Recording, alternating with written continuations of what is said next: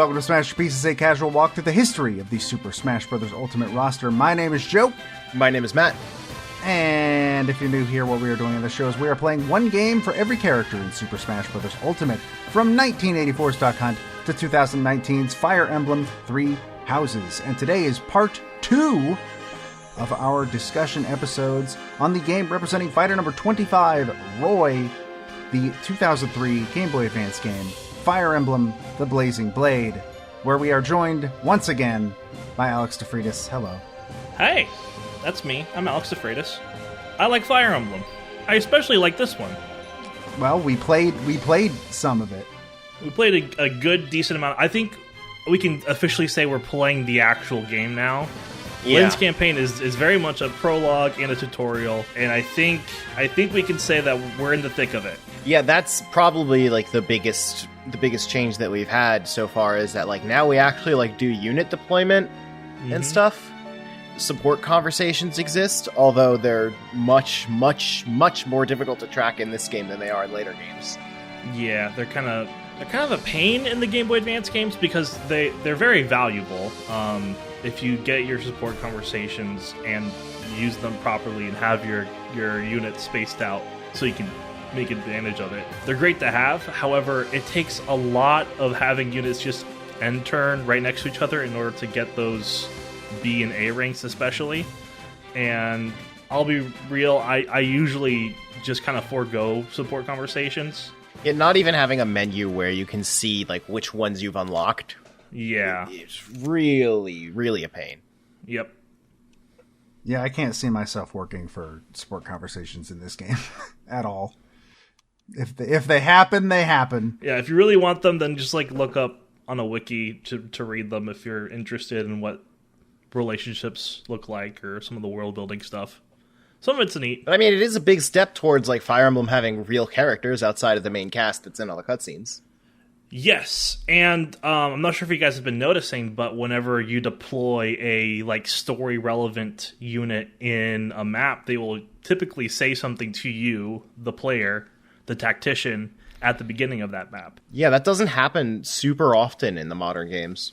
No, it really doesn't. I remember in Three Houses, like Sylvain will say something when you do the map with Miklon in the prologue.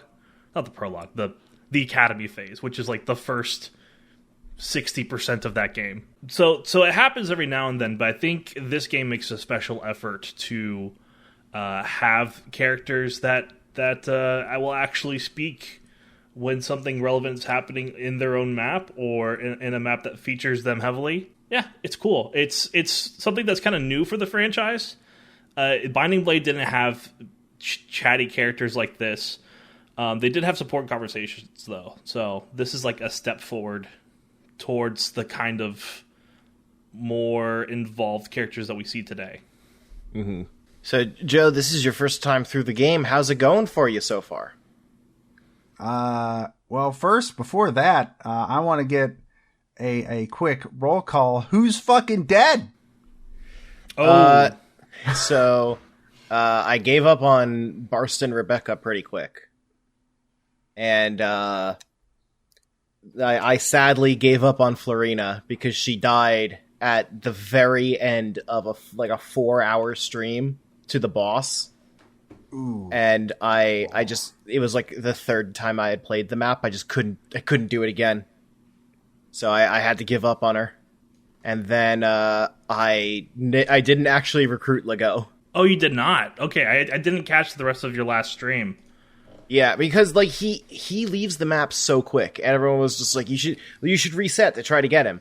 And I was like, no, I don't see it going better if I do reset. I was not even close. So Dragon's Gate is one of my favorite chapters in the game, but it is pretty long one, so I understand not resetting. Do you still have Matthew?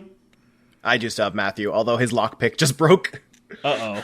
Yeah, you'll probably need to steal another one from another thief, which isn't too difficult. And I think I lost Sane at some point. I don't remember.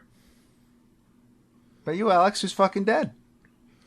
A lot of people. So if you didn't tune into the streams or the episode last time, I'm playing an Iron Man run, and I I hate to say it, but in the second chapter, I lost my lord, which resulted in a game over. Well, that's not what happened first, because we didn't talk about the Iron Man on the last episode at all, actually. Did we not? So how about you tell them what happened first? What happened first? What do you mean? Well, what happened? We haven't talked about the Iron Man on the podcast itself at all. So how did it start? What happened first? Oh, I guess we haven't. I lost Florina. Yeah. She was the first to go. She died from just like a random, like I just put her on the wrong, I put her one tile too far ahead and she got hit by a Lance Reaver, is I think what happened there. That was in Lynn's campaign, so I had to, she didn't die, she retreated, and so I had to kill her off in Ellawood's campaign afterwards. Because she has to retreat for story reasons, because she has to come back. Which I remember some people in the chat were confused because you put her up on your thing. Yeah, she was already dead. She was already on my death counter before she was available to die. So yes, people were confused. Your Iron Man was more pure than regular Iron Mans are. I guess so, but at this point, it's not pure. It's a tainted run at this point, because I've already seen a game over screen. And in an Iron Man run, you're not supposed to see game over screens ever. That's okay. They cancel each other out. Yeah. And so Ellawood died in the second chapter, and yeah, that's the game over screen. Well, what I came up with, just really quick, I came up with the Wheel of Death method, which I had seen from another streamer, and I put all the units that were available to die that were in my party, either characters from the ones that I've recruited in Ellawood's story so far, or the ones from Lynn's campaign from the prologue. I put them all on the wheel, and whoever it landed on had to die. And so Will ended up dying. Yeah, it's okay. I'm not going to miss Will. He's not a unit I was planning on investing in the first place. Will's doing pretty all right for me right now. Yeah, he seems to be doing okay. The other two that died were Urk and Kanas. They died in the arena on the pirate chapter. Those were just me being greedy. I was trying to get as many levels as possible during that arena. It's called arena abusing, where it's the one kind of place in the game where you can grind for experience points. Which was a really funny outcome, I think. Yes, it was hilarious. Lowen is ridiculous. He's like level 18, now he's promoted. Raven died in the following chapter. He was also somebody I put a bunch of experience into. And then he died to like suffering from success, where he was killing so many things, he was creating openings for him to get hit over and over and over again. And he just eventually got overwhelmed and got killed in like the last turn of that one chapter. And then Sane died from just like a random critical hit. It happens. Yeah, but who cares about Sane? But who cares about Sane? So what about you, Joe? Who's dead? I've lost one person permanently, even with all my time magic. So in the Dragon's Gate chapter, I left Matthew down in the corner because he's too weak to fight any enemies. Because I haven't really used Matthew, and I pretty much just had him there to open a door. That's literally the only reason he exists in my heart. He's not a very good combat unit. And then, right below that room I had him sitting in, like 7 Pegasus Knights spawned. And then Matthew died. But I was almost done with the map, and I had been doing that map for an hour, and I decided I didn't care. Mm-hmm. And then I recruited Lagoon immediately. So, I guess basically what I did, when you go to a gas station and there's the thing on the counter that's like, take a penny, leave a penny. For me, it was take a thief, leave a thief, but the thief died. The one that we left. We left him at the McDonald's and he died. That is effectively what happened to me with Florina. Well, for me right now, I mentioned last episode that I want to turn Florina into a god killer, and she's well on her way. I just need the thing to promote her, because she's already nobody can fucking hit her, and she kills almost everything in at least 2 turns. Actually, Alex, when you lost Urk, you also got another mage that chapter. You just also let him die. I lost both of them, yes. And because I lost Florina earlier, I couldn't recruit Fiora, which was just a shot through my heart because there are no other Pegasus Knights for me to recruit in Ellawood's campaign. There is one more in Hector mode, but I am all out of Pegasus Knights. I can recruit a Wyvern Knight named Heath, who I've never used before, so that should be interesting. That sounds like the really fun part of Iron Man's, where you just need to totally think on your feet and change strategies like that. Yeah, improvisation is one of my favorite things about playing these games and about playing these games with permadeath. Even if you're not like strictly doing an Iron Man, taking your losses as they come, like you did with Matthew or you losing Legault. Just like moving forward, despite that, is some of the fun. Yeah, but I didn't move forward because I was like, well. That's part of the game. I move forward because I don't care. I don't care enough about you, Matthew. Have fun in hell. For me, it's such a big part of the game that like I don't really enjoy using save states very much. Like I'm intentionally not using them pretty much ever right now because I just enjoy the game more when I need to make the choice between moving on and resetting. Right. I personally think that's a more interesting game. I don't got the patience for that shit. I 100% do not have the patience for that. Occasionally I don't. But sometimes you forget the save state, which means that you have to have the patience for it. I have had a couple of times where I've forgotten to save state and almost lost somebody. I'm surprised it took until like the last chapter of this checkpoint for that to like happen in a way where it's like permanent. But, them's the breaks. Sometimes you can't make a Fire Emblem without breaking a few Matthews. So my question for you, Joe, is do you feel like the game is unfair? No, not really. I do think that there was one side map that I 100% regretted doing because it sucked, which is the one with the guy that shows up fucking a few turns in, and it's like, yeah, magic doesn't work on most of the map anymore. Fuck you. Oh, the magic seal. Yeah. Mm-hmm. Oh, I thought that one was really easy. I hate that. I hated that fucking map. That map took so goddamn long. Wait, why? Because fucking most of my strongest people are fucking magic users. Most of my magic users are dead, so I can't relate. I fucking drop Urk in there, and then it's like, by the way, Urk doesn't get to play this round. Just fuck off. I'm looking at you play it right now. It was only 30 minutes. That's not very long for an entire chapter. Yeah, it felt like 6 years. I didn't like that chapter. I 100% regretted doing it. I didn't want to, like, at a certain point, part of me was like, what if I just quit? And then found a way to just go back to the chapter before this had hit. No. Well, that's why you rotate your saves. But yeah, it's I didn't like that. I didn't like that at all. That's a Pegasus Knight chapter. That's where you use a Pegasus Knight to fly over the mountains and just kill a bunch of... Yeah, I did, and then all of the archers showed up.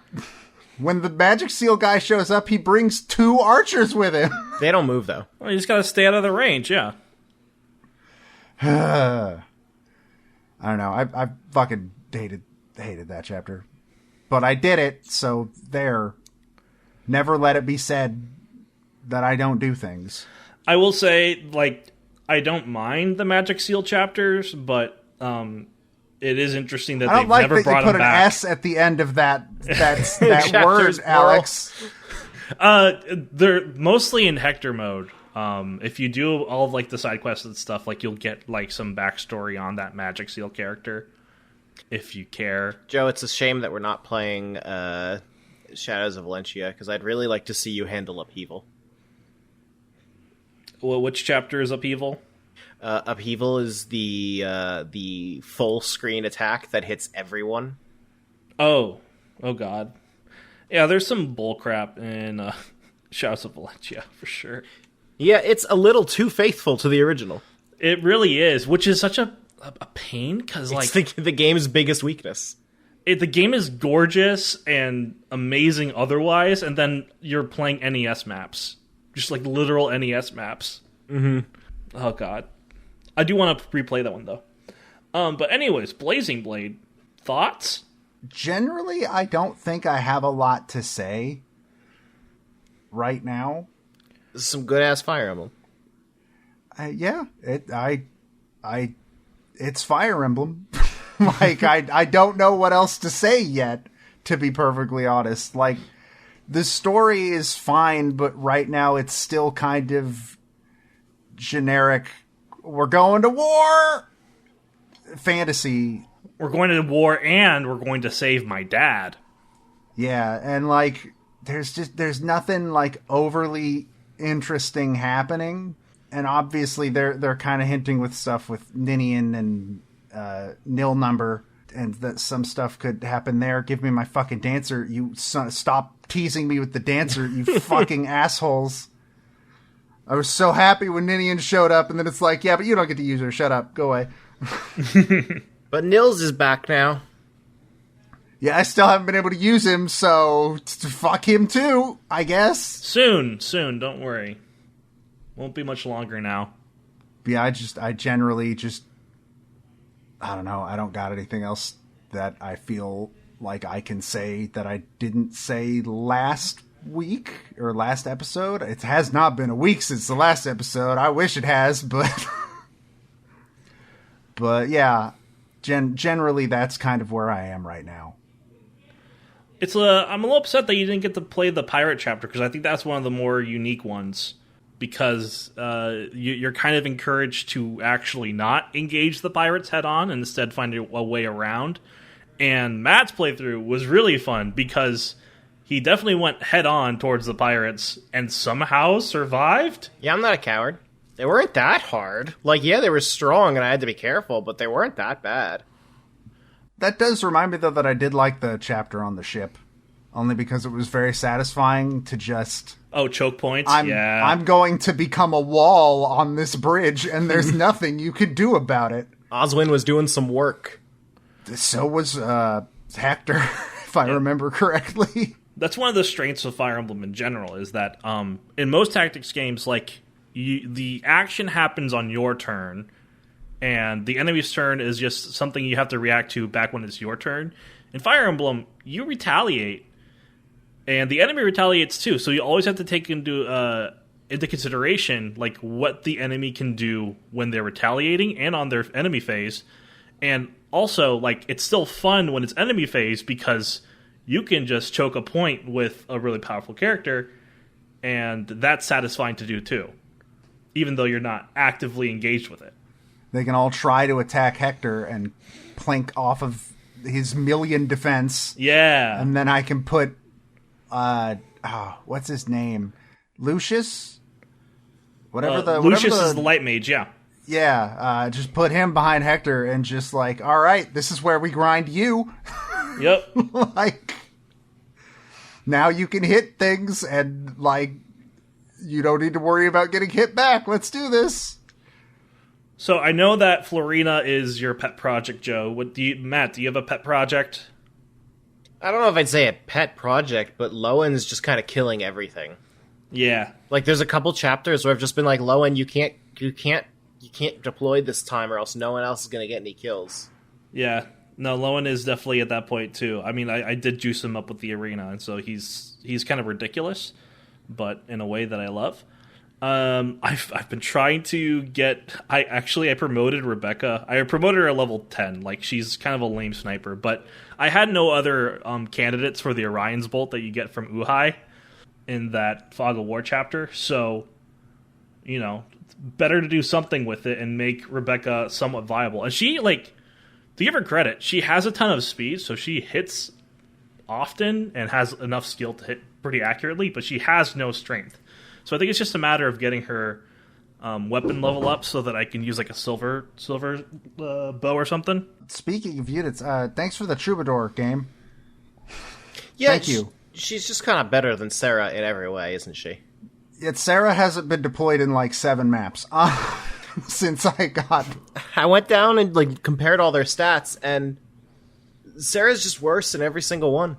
So I'm trying desperately. I think the frustrating part for me right now is, fuck, man, give me promotion items. I have like 3 or 4 characters that are ready to be promoted right now, and multiple that are gonna be ready very soon. One of whom is Florina. Do you have characters at level cap? Not at level cap, but I'm not going all the way to fucking level cap. It took me 20. Level cap's only 20. It took me 20 chapters to get them to 14. Yeah, you're only 5 levels away. I think Florina is the highest level at like 16 or something. Yeah, you got time. Yeah, I'm not going to do the level cap thing because I'm not smart or insane. It's optimal. Priscilla's going to take forever to hit level cap anyways, because healing only gives you, I think, like 10 experience. That's the main reason why I very much would like to promote my troubadour, so that she has the ability to, you know, attack things and actually level up. Yeah, no, I promoted her at level 14. She leveled up a lot because I did the arena thing, so she was healing every turn for like 100 turns. So there was plenty of experience to be gained. But yeah, I recommend early promoting troubadours or any healers, because they really don't have access to fast experience growths. Yeah, that's pretty much until you get to, I don't know what game this would start in, but for me it was Awakening of you get a rescue staff and you just use it forever. and they level up way faster. Yep. That's how I got Maribel high enough level to be useful. Wow, you actually use Maribel? Okay. Yeah, because I could turn her into a useful character with the rescue staff. Characters in Awakening are very, very malleable. No, they are. That game is a little too malleable. It's not a great tactics game, but it's a fantastic RPG. I love breaking that game in half. Anyways, I really don't got anything else to say other than give me my dancer back, please. Jesus Christ. I'll also take the bard. I'll take both. Check-in episodes don't need to be long. I just think it's good for us to do them instead of doing another bonus episode.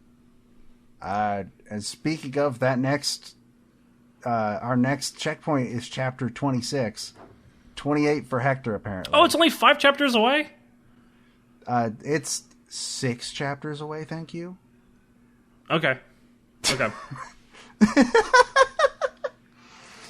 I am assuming because they're going to get a lot longer. What is the final number for chapters?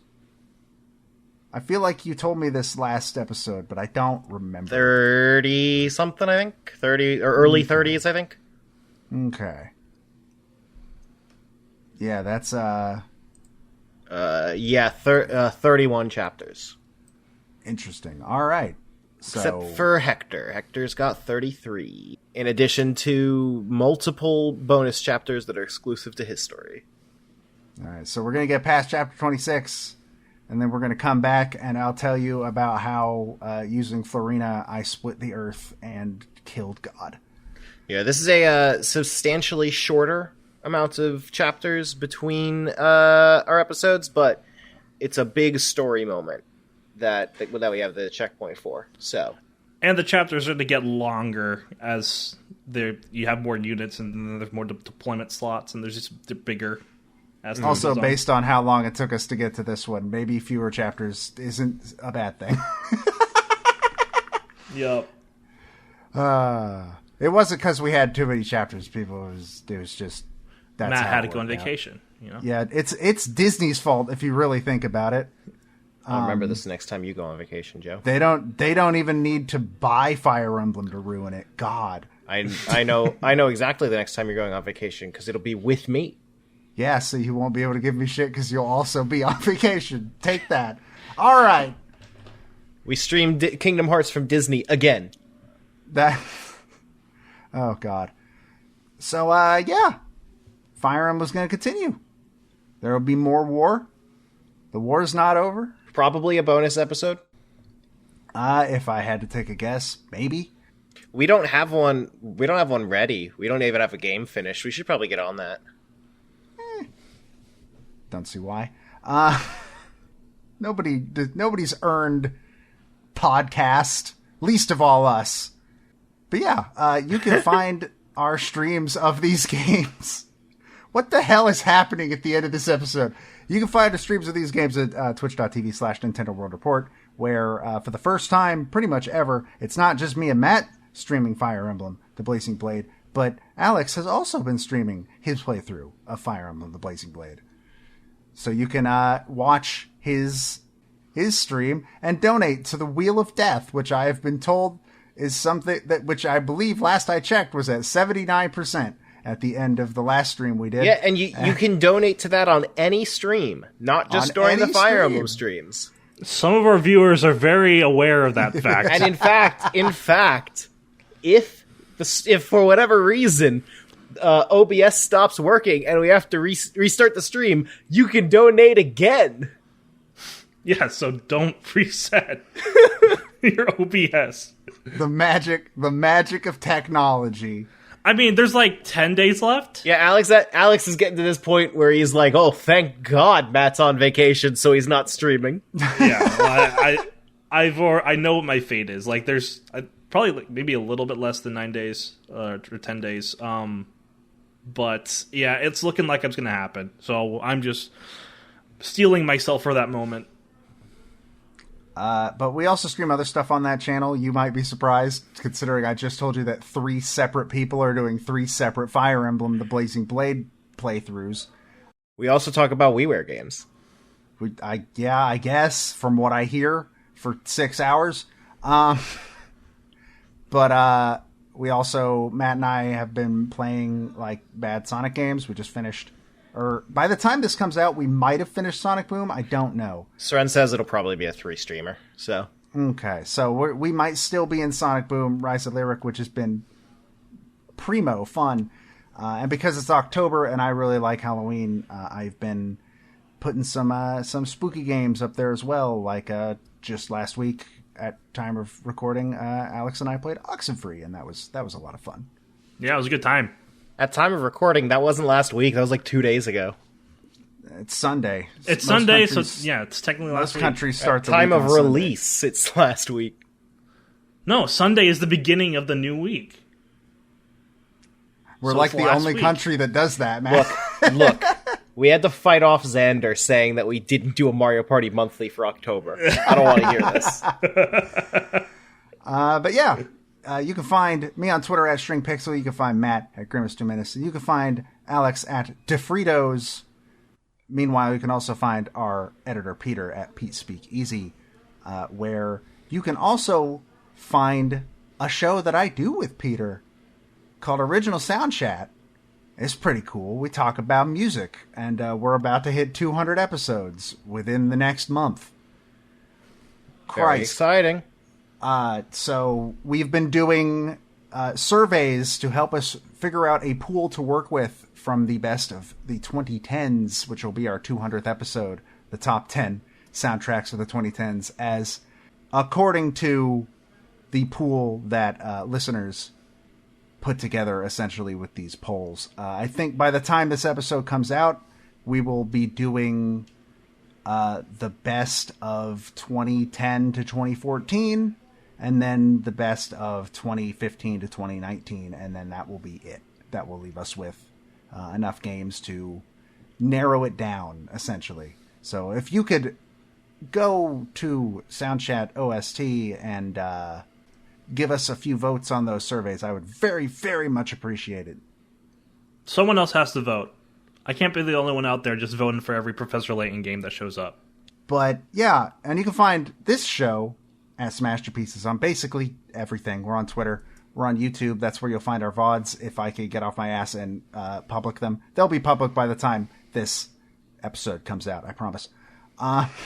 Putting the promise into the episode as a threat to yourself. I like it. Pretty much. That's how it works. And that's it, really. That's all we got. I hope y'all enjoyed our talk about the horrors of war, and we'll be back to talk about more horrors of war. But until then, my name is Joe. My name is Matt. I guess I'm Alex. I'm here, right? Some philosophers would disagree. Oh no. But before we discuss that, we're going to go ahead and let you go. and we will see you next time for more discussion on Fire Emblem: The Blazing Blade.